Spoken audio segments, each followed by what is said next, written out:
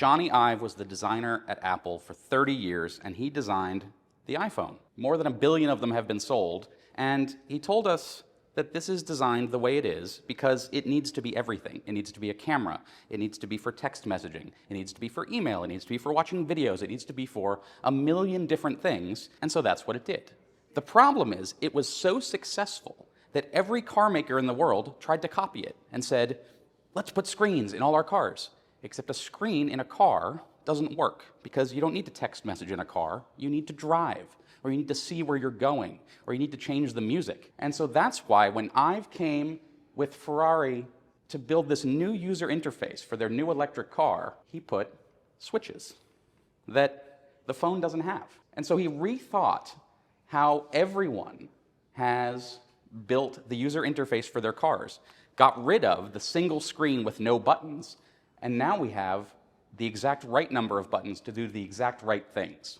So it's a Ferrari. Obviously, the most important thing for it to do is steer. So we have the steering wheel. It's a bit of a throwback. We have these very thin tri-spoke. It's got the controls on it, sort of inspired by Formula One. They make very nice noises. This changes the drive modes. This is, okay, we're in ice or wet, dry, sport, on and on. This one is lovely, the windshield wiper. And there's a little magnifying glass right there that lets you see, oh, am I on automatic or am I on one? And this button is actually a 2-stage. You press it a little bit and you get the regular sort of 3 blink like your normal turn signal does, or you press it twice and you get the turn signal stays on. And it's very tactile. Everything feels great. You know when you've gone 1 step or 2 steps. And it's all very lovely, as you would expect from Ferrari and from Jony Ive. We have paddle shifters, and you would expect on a regular Ferrari this would be for the transmission. Not here. This adjusts the regen. This adjusts the torque. So as you go into a corner, you might pull this a couple times. As you're leaving the corner, you might pull the other side a couple times. There are 5 different levels of each. And so it gives you a little bit of control over what the car's doing if you were going to be on a racetrack. And they didn't replicate a transmission like Hyundai did in the Ioniq 5. It's a whole new control. I want more regen, I want less regen, and that's what these allow you to do. When you're in a car, bouncy road, you're trying to touch a screen. Anyone who's had a big touch screen in their car knows that doesn't work. So this handle has 2 purposes. One, it allows you to turn it, so you can adjust it towards the passenger, or you can adjust it towards the driver, tilt it forward and back, and then it gives a place to put your hand. If I'm driving the car and I want to do things here, I can rest my hand on it, and you can reach the different parts of the screen, and you sort of intuitively know where it is in the same way that your fingers know where the different keys are on your iPhone keyboard. Down here, you have switches that do dedicated things. This one, for example, changes the seat heater or cooling. This adjusts the temperature. This adjusts the fan. Volume knob. These all feel really nice. These are aluminum. This is glass. And they all have a purpose, and you know exactly what they do. Anyone who's ever gotten in someone else's car and tried to turn on the seat heater, it can be a nightmare. Here's the key, and it has an extremely nice weight, machined glass. It's got little screws on the back, and it does have buttons, but of course you don't need to use those. You can leave this in your pocket, but this is pretty special. It's got magnets in it, and it just sort of ends up right there, just like the MagSafe charger does on your phone or Apple Watch. And then you push this down, and that changes color, and it goes dark, and the yellow visually gets sucked out of the key and sent to the shift knob. And it's not quite active here, but the videos show that. And what it does is it replicates the sort of occasion that you get from starting an internal combustion car. Instead of getting a whole big vroom, you get a little visual indicator, and it moves here, and it will do some kind of welcome thing that they haven't told us about that I bet will be quite lovely. This is fantastic, and I'll get into it a little more over there, but the way this feels is just phenomenal. There's a beautiful little dimming pattern as you slide it along, where it doesn't just solidly illuminate each light. It dims one as the other one comes up, and so it's a very pleasing feeling. This whole thing is glass, these buttons are glass, these are glass, and they etch them differently. This one rejects fingerprints, and then this one is just a little more reflective, just to give you different textures and things. And they've worked really hard to, they say, make this pretty durable if you're going to drop a bag or a Stanley Cup or whatever on it. But this is the whole center console. These are aluminum, this is aluminum. Everything, you can feel the temperature. You can feel solidity. Sometimes you have cup holders. They don't feel that good, or they're an afterthought. Not here.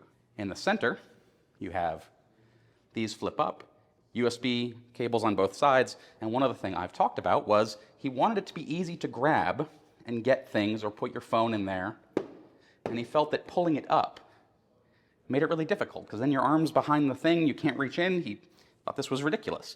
So they open like that. Driver and passenger have their own little spots for their phone. It's a 4-seater, 2x2.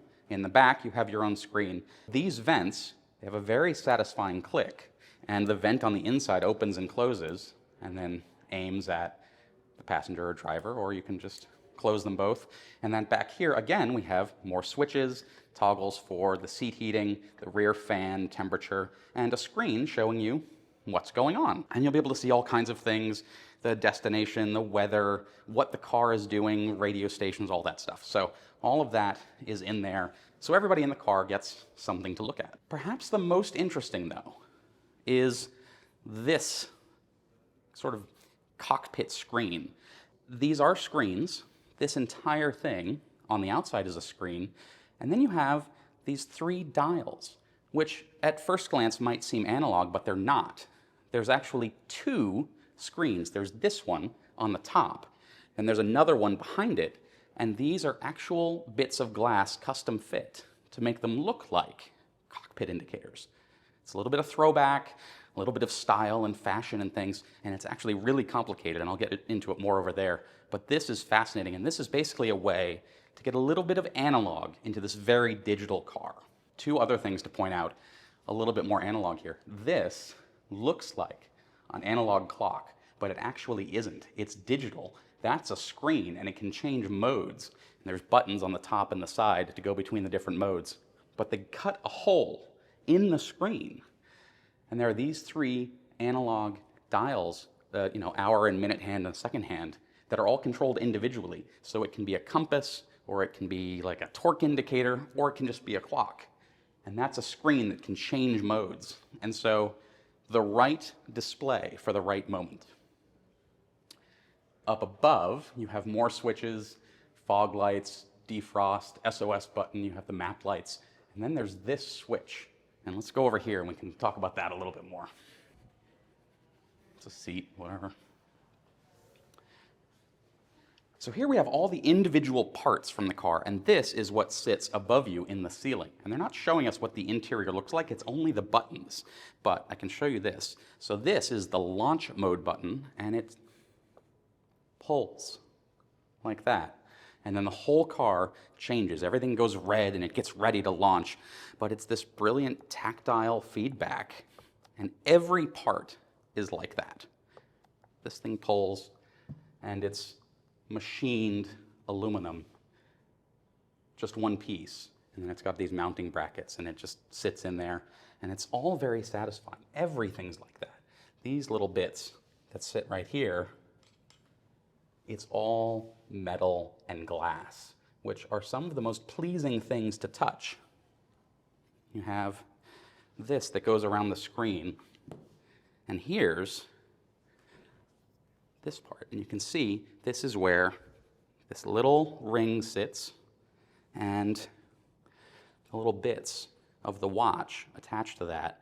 And behind it, which I don't think we have, behind it sits a mechanism with a whole bunch of gears in it that's basically a watch that allows you to see the different things like the compass and whatever. And so they've taken this most digital Ferrari ever and re-injected it with these various analog bits. This is perhaps the most fascinating part because it's probably the most unnecessary. They could have just put a screen and then these little glass bits sitting on top to sort of fake an analog-looking dashboard. But what they did is they wanted an actual dial in there. And so what you have is there's actually 2 screens. There's this one on the front, and it has these real pieces of glass that actually give a parallax effect. So it looks like an actual gauge cluster, because that's sort of what it is. And so you have a screen on top, these glass bits, an actual dial with a motor that makes it spin and illuminates it, and then another screen behind it that illuminates with the gauges. And it's so unnecessary. No one would have said anything if they had just put, say, one screen, and even if they put a dial on top of it, or they put these little things on top of it. But they're so obsessive about quality and making it look perfect that they took two screens, and they had to work with Samsung, who makes this, to figure out how to cut holes in the OLED screen. So this is a whole OLED screen with big holes cut out of it for the various spots. So you can see that just sits on top.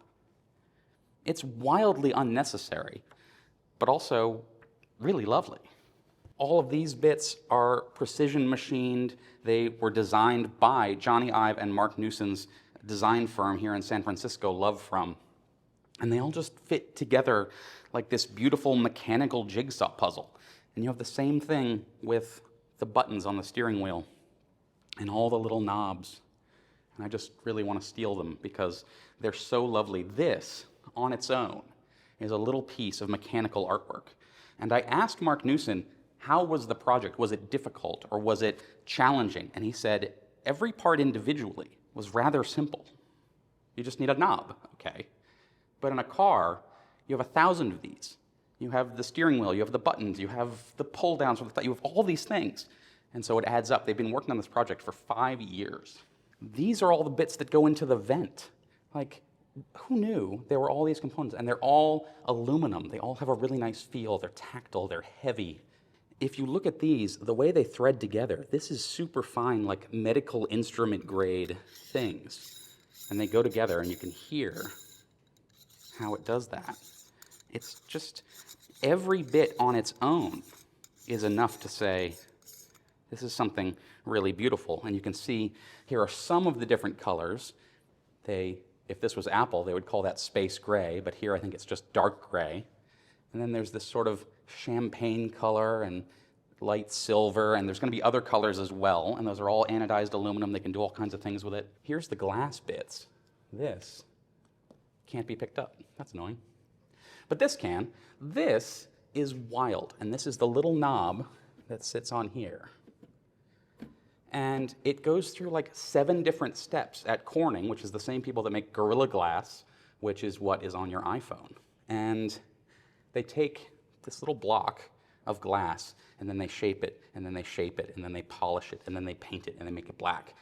But you have to be able to see the light through it. And so to do that, they use a laser and cut 13,000 little holes to see through it. So it can actually hold it up and look and see a little bit out the window, and that's how the light comes through. And that little bit of thoughtfulness extends to the rest of the car. It extends to these handles, which go above the door in case you need to hold on for some reason. And inside there's going to be all sorts of springs and mechanisms so that when you pull it down, it'll rise up all nice and smoothly back to the door. It's just every single component, the pedals, everything's been thought through. How do you want it to feel? How do you want it to look? How do you want to drive the experience to make the digital car feel analog? And that's what they've done with all of this. Everything is physical, everything is tactile, everything has a purpose. And that was the thing that Jony wanted to talk about most, was what problem are you trying to solve? And that's what he felt with all the other car makers putting screens in their car. They didn't know what problem they were trying to solve. They were trying to solve every problem. And all he wanted to do was to make a better driver's car, because it's a Ferrari, and that's what you do. So they took very narrow 3-spoke steering wheel. I think this is the narrowest, thinnest wheel, maybe in the automotive industry, but it's really, they've done quite something with that. The buttons, any other car, these are probably plastic, but here, these very beautiful metal, aluminum things. And it's all like that. People always ask me as a car journalist, what's your favorite car? I never know what to say. And I say, do you want my favorite car overall? It's a Rolls Royce. And the reason is because they think through everything and they know their audience incredibly well. They know who's going to buy it, they know what they want, and that's why their leather is made from cows that live at high altitude where there's fewer mosquitoes, and they only use the leather from male cows because female cows get pregnant, and then you get stretch marks. And it extends like that through the rest of the car. That same thoughtfulness is here in these etched glass bits that go on the steering wheel. And I wish every person who bought this car, which will probably cost more than $500,000, could get a table like this of all their bits. Because when one of their friends comes and says, "What do you think about that car?" you could pull this out, say, "This is why I bought it. Because this little button is for the windshield washer right back here. And it's got a little logo etched on it that you probably won't be able to see, but it's there." If you've ever watched a Jony Ive launch video from an Apple product, they think through every step, which makes sense if it's an iPhone that 1 billion people are going to use. This car, it might sell 1,000 a year, they might sell 5,000 a year, I don't know, but it's not 1 billion. But every piece times 1,000 has gotten the same treatment, which is why this is one of a kind. And I think it's going to drive the entire industry forward, because I used to write about Apple for years. And when I came over to the car world, I was confused, because Apple and Jony Ive think through all of this, and car makers just didn't. They thought about engines, but they wouldn't think about how you interacted with the car and how it made you feel. But now, Ferrari has taken Apple's designer and put that entire concept into their cars.